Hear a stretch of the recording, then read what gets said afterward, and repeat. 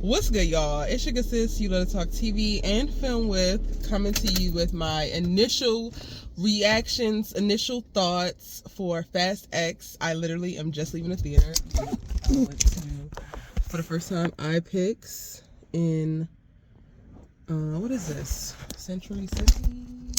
No, what is this? Westwood? Westwood. It's in Westwood. I'm gonna post my on my TikTok about the iPix experience. I enjoyed the film. I will start there. I enjoyed the film, but they have to be for real. Now I really get it. I've been seeing TikToks for like the last 2 weeks about people recalling when, or pointing out when they feel like the Fast and the Furious franchise lost all grips with reality. And yes, they have done all types of wild stuff, from jumping buildings in Abu Dhabi to taking a car to space. Like, they have done quite a bit of stuff. And in this film, this is the no spoilers review, first thoughts, right? They just take it up another notch, and it's like, how in the hell did you even figure out how to take it up another notch? But your ass did. What I will say is I struggle with the script.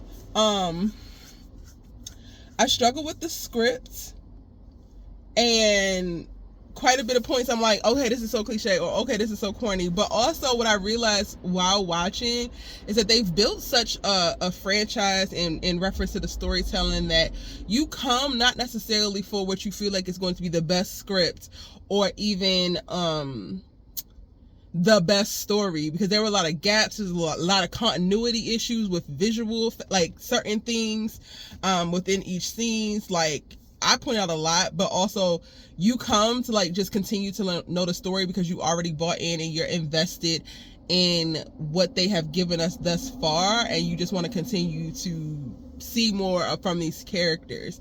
Now, for me, the best part about this film, and the thing that actually really saved this film, is Jason Momoa and his brilliant performance as the villain Dante.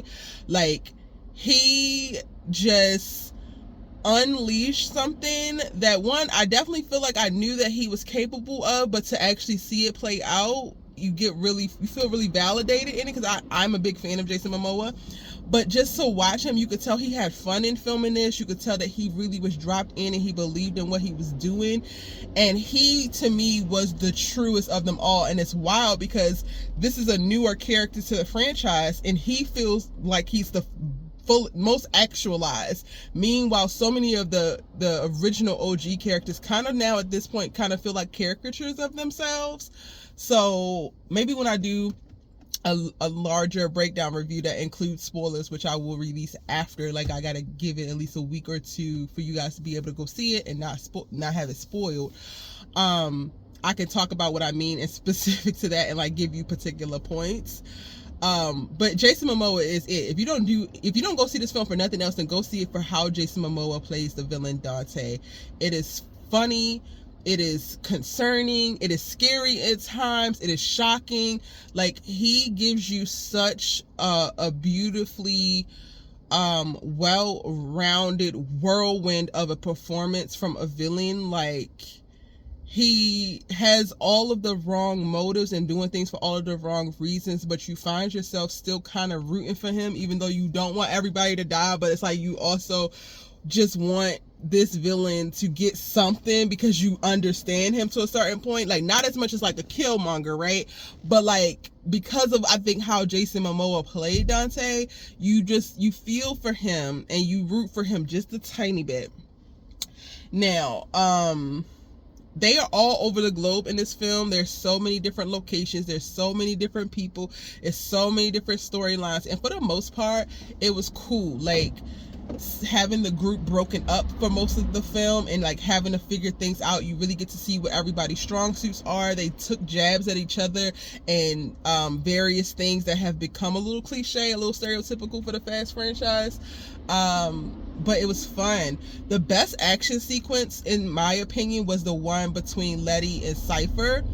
But I'm not going to tell you where it is or why it happened or anything like that. But there is an epic ass fight scene, and it's between Michelle Rodriguez and Charlize Theron, and they did a damn thing. A lot of the other ones, I'm just kind of like, it kind of missed the mark. But that one, Well, actually, Jason Statham's one was really, it was probably second to that. But then everything else, I'm like, all right, y'all doing a little bit too much. But Michelle Rodriguez and Charlize Theron, yes. I don't know where about y'all in y'all house, but as for me and mine, Brie Larson is a no. I am completely underwhelmed with her as Captain Marvel. I was completely underwhelmed with her in this film. I'm completely underwhelmed every time I see her. I feel like she gets lauded as this thing, and I have not seen the work to back it up yet. So I feel like I'm having a mediocre white woman shoved down my throat in so many ways, in so many projects, and I'm tired of it. There are different points with her character here, and she like pops up, and it's like, how in the hell, like, who are your agents? Who are your managers? Because how in the hell are you getting negotiated for you to be propped up as the savior and pretty much everything that you get put in? I am tired, and maybe I have to do a better job of like going and researching her and figuring out what else she's done and like watching some of the other stuff that she's done. But Brie is a no for me. I really wish they wouldn't have put her in it. And then for another unpopular opinion, y'all, The Rock. Now, he isn't actually in the film, thank God. And if you're seeing this and you didn't see his interview, I'm sorry, I'm going to be the one spoiling it for you, but he spoiled it for my ass 2.5 weeks ago when he was doing interviews about the end credit scenes when nobody had even seen the film. It had not even freaking premiered yet. And he's talking about how he was in the end credit scenes. It's like, sir, you're not in the damn film. Why are you even doing press? Why would you ruin that? It's almost like you don't take this franchise seriously. The Rock pisses me off because, one, we need to either see more from you in reference to a better range as an actor, or shut your ass up because you're not Hollywood's gifted son. You don't have the Midas touch. Black Adam was a mess. You and whatever constraints you have for people working with you and how you try to come in and take over because you are The Rock is a mess, and you need to start over. Like, I have been looking at a bunch of video essays that have been unpacking The Rock and his career and what's going wrong and why things aren't actually panning out how they probably should. And it's one I want to go and check out, and maybe if I like it after I watch it, I'll link it in this video where they compare him to Arnold Schwarzenegger, and they talk about what Arnold Schwarzenegger did to be able to set himself up for success. And it had more to do with aligning with other dope creatives and trusting them in the collaborative process. And I don't feel like The Rock does that. Like, I still have bad blood with The Rock in reference to his character with the Fast franchise, because he's beefing with Vin Diesel, and this is Vin Diesel's freaking franchise. Him and Paul Walker, of course, started this whole damn thing off, and you go off and do Hobbs and Shaw without the blessing of the other people. Like, you try to make everything about you, and it just pisses me off.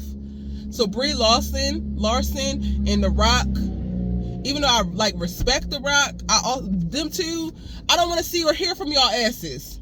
Now, mind you, we don't get a ton of them. Like, The Rock isn't in the film at all, and Brie, we don't get a ton of her, but what we got, I still didn't want to damn see. I really didn't. Point blank period. What else is on my mind? The old gang and how things were flowing, and just seeing the characters that we love, Tez and Ramsey. Like, all of that's gonna give what it's supposed to give. We love it. The newer generation being integrated into this with Dom and the Son, and some of the things that go down with that, interesting.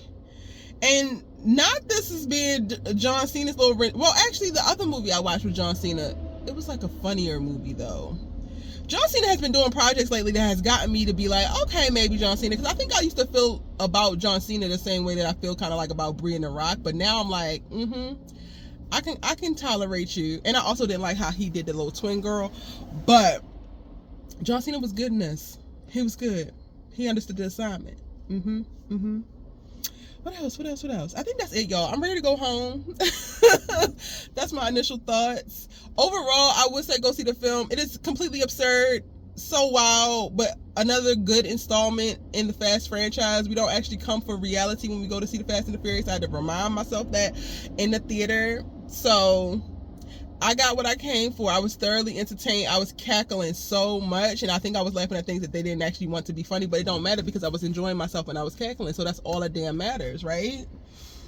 Go see the film. Let me know what you think when you do see it. Come back to this video, drop a comment, and if you would like me to do an in-depth breakdown on the main channel, Erica Vane TV, then let me know that in the comment section as well. It's your good sis, You Love to Talk TV and Film With, and I'm gonna see you in the next one. Bye.